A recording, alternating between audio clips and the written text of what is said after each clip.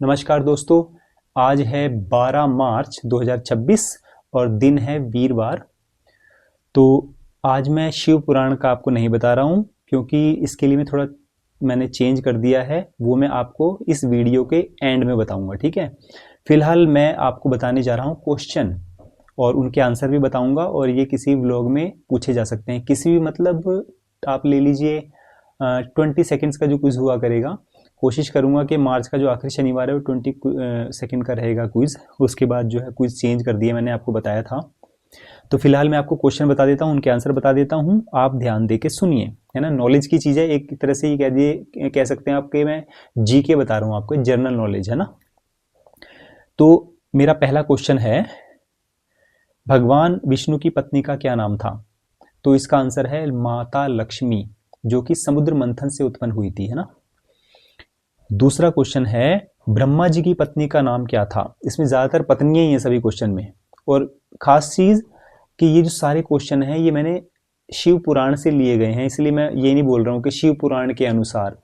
Title heading यही है कि शिव पुराण के ही सारे क्वेश्चन हैं। और आप इंटरनेट पे मिलेंगे नहीं मिलेंगे मुझे नहीं पता, लेकिन मैंने शिव पुराण से ही क्वेश्चन लिए हैं, अपने ब्लॉग से ही उठाए हुए हैं। जितने भी आज तक मैंने शिव पुराण के ब्लॉग डाले हैं उसी में से हैं, ठीक है।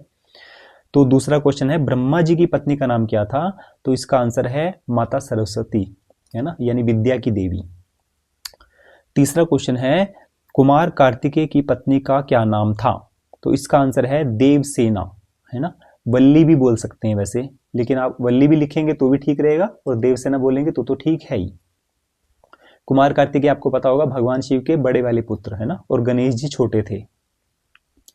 चौथा क्वेश्चन है, गणेश जी की पत्नी का क्या नाम था? तो इसमें गणेश जी की दो पत्नियां थी, रिद्धि और सिद्धि। लेकिन शिव पुराण में जो है बुद्धि नाम नहीं आया है। बुद्धि भी, एक तो रिद्धि सिद्धि और तीसरी है बुद्धि। बुद्धि का शिव पुराण में वर्णन नहीं है, अगर आगे होगा तो मैं बताऊंगा, क्योंकि मैंने लोगों के मुंह से सुना है, इंटरनेट पे मैंने देखा नहीं है।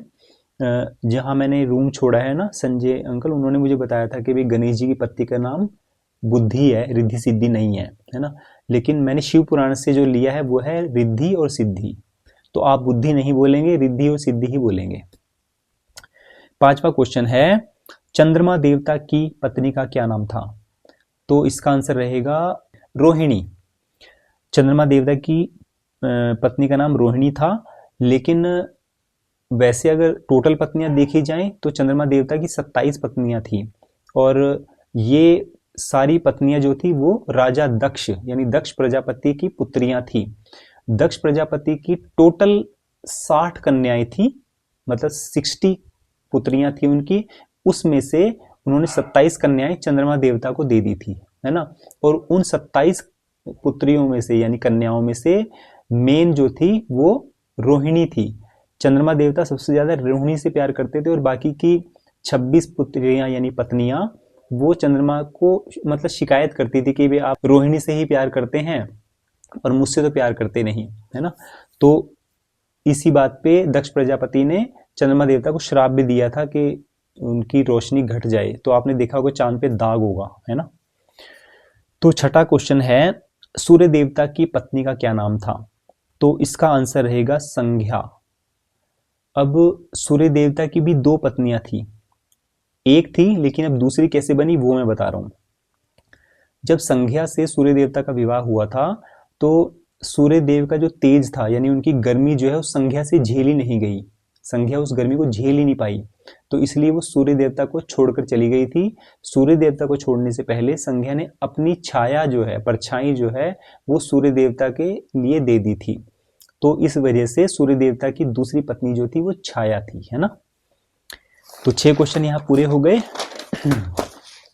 सातवां क्वेश्चन है, शनि देव की पत्नी का क्या नाम था? तो इसका नाम था नीलिमा। अब नीलिमा शनिदेव की पत्नी थी। एक समय ऐसा हुआ जैसे कि हम कह देते हैं ना कि शनि की दृष्टि पड़ गई या शनि भारी है, शनि की 7.5 चली है या शनि 3 साल के लिए भारी है फलाने की कुंडली में, उसकी कुंडली में। वो क्यों हुआ था? वो नीलिमा के कारण ही हुआ था। शनि देव जो है एक दिन तपस्या कर रहे थे और एक दिन क्या, वो काफी समय से तपस्या में लीन ही रहे। मतलब उन्होंने इतना ध्यान तोड़ा ही नहीं। अब इस वजह से नीलिमा जो है वो चाहती थी कि भाई शनिदेव जो है मुझसे बात करें, मुझे प्रेम करें, मेरे साथ घूमने फिरने जाएं, है ना, मेरे लिए समय निकालें। तो ये सब नहीं हो पाया था। तो इसके चलते जो है नीलिमा जो है नाराज हो गई थी, नाराजगी कह लो या क्रोधित हो गई थी। तो उसी क्रोध में उन्होंने अपने पति यानी शनिदेव को श्राप दे दिया था कि आप मुझ पर दृष्टि नहीं डाल रहे हैं, जब भी आपका ध्यान टूटे या आपका ध्यान समाप्त हो तो आपकी दृष्टि जिस पर भी पड़े वो 7 साल के लिए पीड़ित रहे या सारी जीवन भर जो है पीड़ित रहे। इस वजह से जो है हम कहते हैं कि शनि भारी है ना, वो इसका कारण मेन यही है। 8वां क्वेश्चन आ जाता है, इंद्रदेव की पत्नी का क्या नाम था।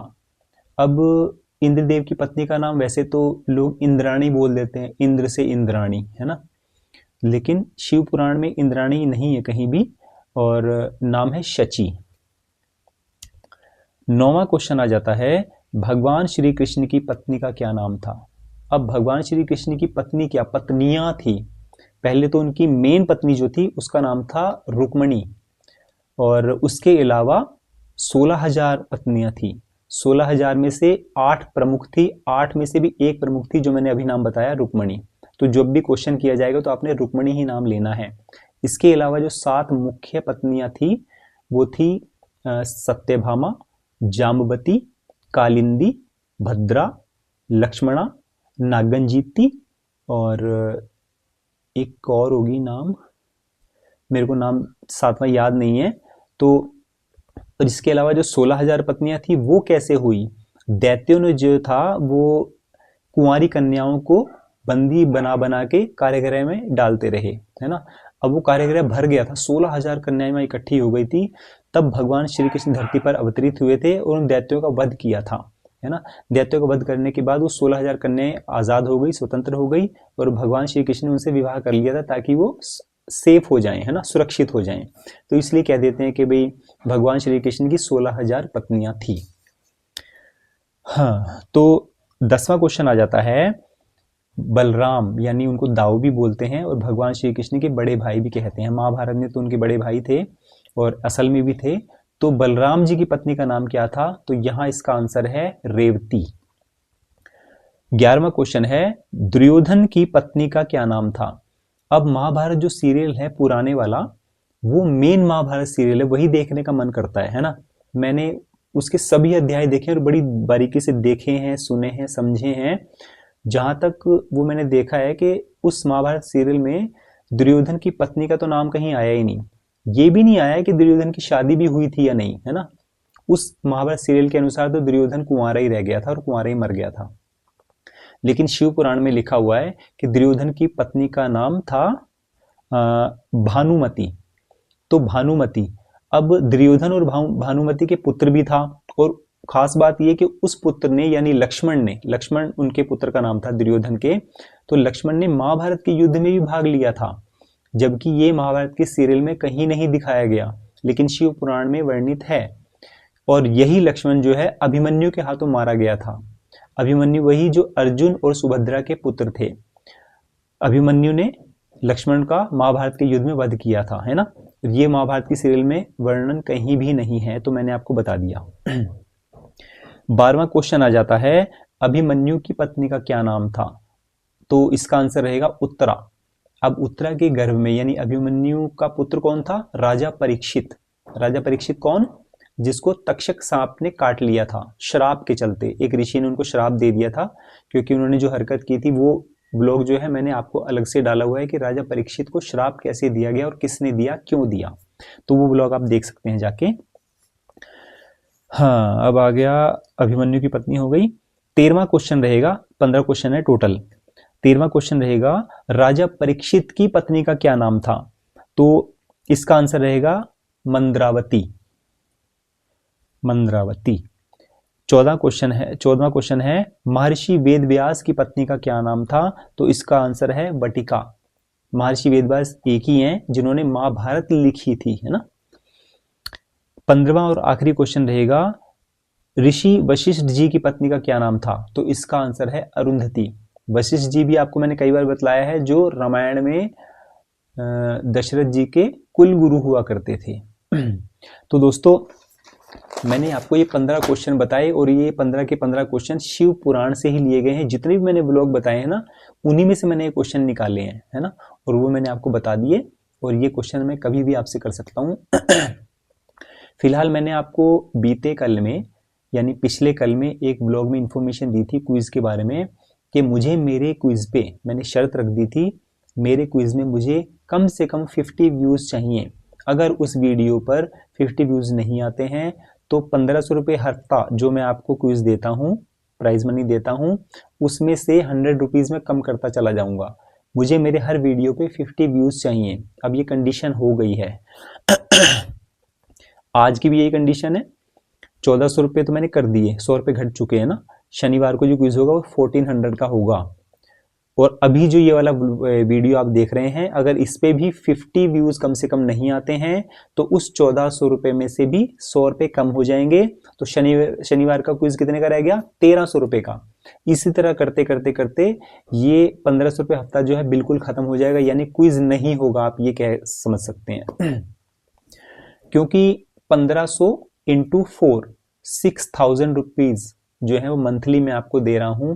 और ये एक इंसान की सैलरी हो सकती है ना, और होती भी है। यहाँ कई ऐसी शॉप्स हैं जहाँ लड़के लड़कियाँ 6000 महीना सैलरी ले रहे हैं और वो मैं ऐसे ही बांट रहा हूँ, है ना।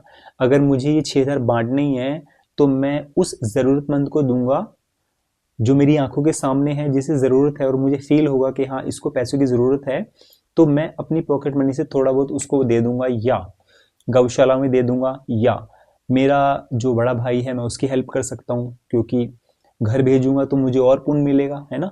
क्योंकि उसके पास ही पैसा इतना नहीं है, हाथ जैसे तंग रहता है। और उसके जैसे बहुत से लोग हैं जिन्हें ज़रूरत है। काश मैं करोड़पति होता तो मैं लोगों को पैसा बांटता, लेकिन बांटने का मतलब ये नहीं कि मैं पैसा सड़क पे ऐसे फेंकता।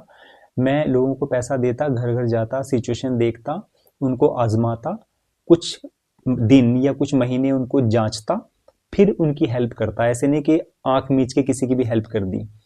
और तो ये क्विज बंद होगा या चलेगा ये आप पे डिपेंड करता है, आप इसका फैसला करेंगे, है ना। मैंने बड़ी मेहनत से ये 250 रुपये से 250 रुपये से क्विज ये शुरू किया था और आज जो है 1500 रुपये हफ्ते पे चला गया है, मतलब 6000 रुपये महीना चला गया है। तो वो अब मैं बंद कर दूंगा। अब बंद करना है या नहीं करना है इसको डिसाइड आप लोग ही करेंगे, मैं नहीं कर सकता। तो मैंने समय पे छोड़ दिया है। बस कंडीशन मेरी एक ही है कि जब भी शनिवार को क्विज होता है ना, उसी दिन 50 व्यूज आते हैं या उससे ऊपर आते हैं, बाकी के 5 दिन तो व्यूज ही नहीं आते। तो इसका मतलब आप लोग सिर्फ पैसे के लिए ही ये क्विज ज्वाइन करते हैं, अदरवाइज आपको सत्संग सुनना अच्छा नहीं लगता। और दूसरा चेंज ये कि शिव पुराण के जो अध्याय है ना, अब वो भी मैं बंद कर रहा हूँ, वो मैं वीकली किया करूँगा। वीकली जो एक ही बार आया करेगा हफ्ते में, या शनिवार को आएगा 9 बजे रात को, या संडे को रात को 9 बजे आएगा। और उसमें भी ये ब्लॉग कम से कम 1 घंटे का रहेगा। अब ये 1 घंटे का ब्लॉग जो है मैं दिवाली के लिए तैयार कर रहा हूँ। जो दिवाली का क्विज 50,000 का होने जा रहा है ना, उसमें मेरा प्राइज मनी 50,000 रहेगा, जिसमें टोटल 10 विनर रहेंगे। अब किसी को 5 मिलेंगे, किसी को 10,000 मिलेंगे, किसी को 25 भी मिल सकते हैं। वो वेरी करता है कि भाई किसका कौन सा नंबर आता है। तो 1 ही घंटे का व्लॉग डालूंगा या 45 मिनट्स का जितना भी होगा, उसमें मेरे 5 या 6 अध्याय जो है वो निकल जाया करेंगे, चैप्टर निकल जाया करेंगे। तो बीच में मैं आपको बोर नहीं करूंगा अगर आप भगवान का नाम नहीं लेना चाहते तो। इसके अलावा मैं आपको क्वेश्चन ही डालता करूंगा, क्योंकि ये क्वेश्चन जो है एक तरह से आप जनरल नॉलेज कह सकते हैं, है ना।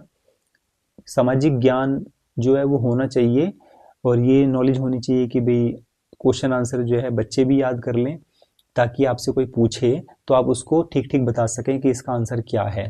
तो दोस्तों मेरा ये व्लॉग इतना ही था। अभी दीजिए इजाज़त। जय श्री राम।